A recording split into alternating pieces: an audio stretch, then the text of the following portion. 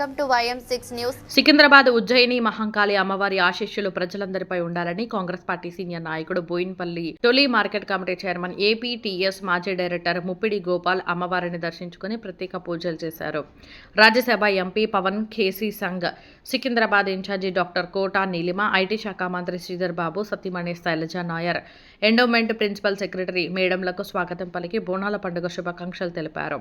ఈ సందర్భంగా ముప్పిడి గోపాల్ మాట్లాడుతూ ఉజ్జయిని మహంకాళి అమ్మవారికి ఎంతో చరిత్ర ఉందని, మహిమగల అమ్మవారని తెలిపారు. సికింద్రాబాద్ ఉజ్జయిని మహంకాళి అమ్మవారి కరుణ కటాక్షాలు ప్రజలందరిపై ఉండాలని కోరుకున్నట్లు తెలిపారు.